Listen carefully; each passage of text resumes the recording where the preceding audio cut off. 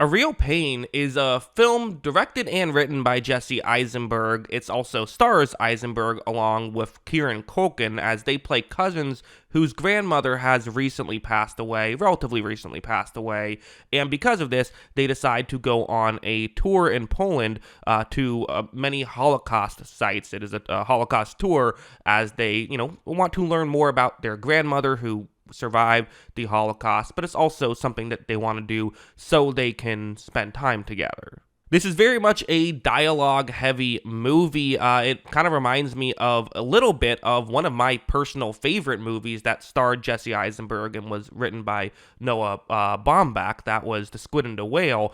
I really enjoyed that movie. I really enjoyed this movie. In fact, I love this movie. This is one of my favorite movies I've seen of the year. In fact, it might be my favorite movie I have seen this year. It is very much not an action-heavy film, as I said, and a lot of what's going on is going on in subtext. As you slowly learn more and more about the relationship between these two cousins and the pain that both of them have to go through, the good and the bad that they bring each other in their lives, and also the good and bad and what's going on in their lives. The dynamic between Culkin and Eisenberg is a really interesting one, as Eisenberg is the kind of the less talkative one, maybe doesn't do great in groups, not completely, socially awkward or anything, but like just, it tends to be a little bit more reserved, whereas Kieran Culkin is the complete opposite. He is the guy who he will say whatever is on his mind for better and worse, and it certainly does get to worse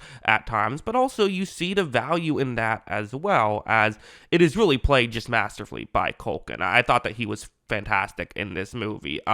He's someone who I have seen get some Oscar buzz. I don't know if he's gonna win it just because this film doesn't seem to be fully a player, although it might be. We'll see. I hope it gets recognition because I think it's really fantastic. But Culkin, the little things he does throughout this movie, it's interesting because obviously Kieran Culkin, maybe is still best known for being Macaulay Culkin's brother. He also did have a small role in Home Alone as well. And then you have, Succession, which that kind of really put him back on the map as an adult. But I thought what was interesting about this movie is his character in this film and in Succession are somewhat similar. This is actually a point my fiance brought up, is that they're somewhat similar, but you can still see how different these characters are, and it really, I think, speaks to the strength of him as an actor, that he can play a somewhat similar character, but they can feel completely different at the same time. Because I can speak from personal experience here, I definitely can relate to the Jesse Eisenberg character a lot more than the Culkin character. I feel like I'm not someone who typically does great in large groups. I think I can manage, and I don't think I come off looking like, totally awful or anything like that. But that's certainly not my strength as a human, is hanging out in these large groups. And I definitely have had it happen where I have a friend who just can completely light up a room right away, comes in, and it's just so charismatic, and you really see that dynamic. And I'm sure most people have a similar relationship to somebody in their lives, whether it's you're the Culkin character or you're the Eisenberg character. You probably know kind of how that can feel, and I found that very fascinating because I think that there is something very interesting and very almost you can feel a little jealous of the people that seemingly can just be like Kieran Culkin, and at the same time sometimes you're like, man, I really wish you weren't being like this right now, which happens as well. I also think that this film, in many ways, I think Eisenberg and Culkin can kind of be the two wolves inside of you, so to speak, of sometimes you want to just sit in the background, but if you do that, you don't really make an impression on people, whereas if you are the Culkin character, you make a lot more of an impression, and you can get the positives, and you can get the closer personal connections, while at the same time, you risk annoying people, and probably at times will annoy people. I could say more, but it's spoilery. I'm not sure if I'm going to get into spoilers in this video or not, but I won't say anything else about it just yet, and we'll see how this goes. But yeah, I mean, I thought this movie was incredibly well done. Some of these subtle things, like, for example, this isn't a spoiler, it happens relatively early on, but Kieran Culkin compliments Jesse Eisenberg's feet. He says, like, oh, you have, like, perfect feet, which is just, like, a weird, silly kind of throwaway line. But then later on in the movie, you see Eisenberg kind of staring at his own feet in, like, admiration, I guess. It still meant something to him, as silly of a compliment as it was. A good example of, I think, their relationship is there's a moment when they get to the hotel. Eisenberg states that he wants to shower before they go to the tour, and Kieran Culkin says, "Oh, that's a good idea. I should do that." And so then he goes into the shower, which there's only one shower. He then asks Eisenberg, if he can borrow Eisenberg's phone because he likes to listen to music, but his phone doesn't play music. So Eisenberg says, like, "Yeah, I guess, sure, you can take it." But now Eisenberg doesn't have a phone to go on. He just has to sit and look at his feet while he waits for Culkin to get out of the shower. That kind of, I think, describes their dynamic. And again, really cleverly written, right?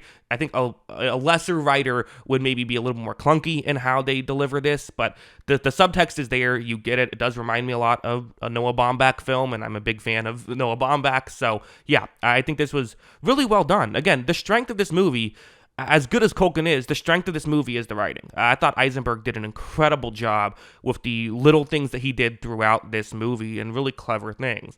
I also liked how, as I mentioned, this is a Holocaust tour, right? And I do think there is some comparison, and you can see the pain in each other when you're on a tour like that, which kind of parallels the fact that you are literally on a tour about pain, about suffering that happened in the Holocaust. I would also say that, I mean, listen, this is a funny movie. In fact, at times, this is a downright hilarious movie, but it also still treats the Holocaust stuff with respect, in my opinion. There is an extended sequence where they walk through a concentration camp, and I don't think there's any dialogue. If there is, there's hardly any, and it's really just, it lets you sit there with it. So while it is always in the backdrop, and again, they don't let it solely bring the mood down throughout the whole film, there are absolutely points when it lets the events, it lets you feel the events, because that's what this film is in part about.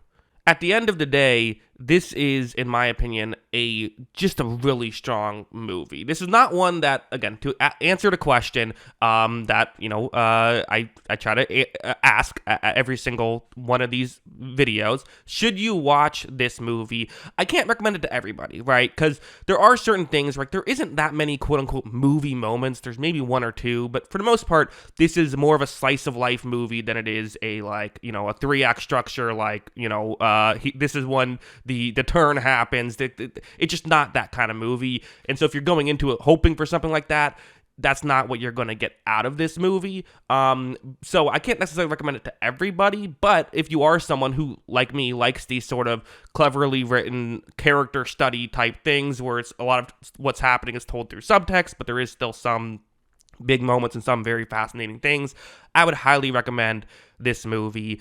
I am going to give this a 9 out of 10. I was thinking about a 10 out of 10. I'm not going to go there just yet, but this is a really, I had a blast watching this movie, and a blast maybe isn't the right word because it's not all fun, but I really appreciate this movie and really enjoyed it. So yeah, I highly recommend A Real Pain to almost anybody. Yeah, I don't think I need to get into spoilers. I think I covered most of it. So the last thing I'll just say is I do have a letterbox. If you want to follow me on there, Jackson Kruger is the name of my letterbox, so you can search that and find it. But yeah, again, thanks for watching this video. I do appreciate it. Let me know your thoughts on A Real Pain in the comments below if you have some. Always love hearing from you. And of course, as always, thanks for watching.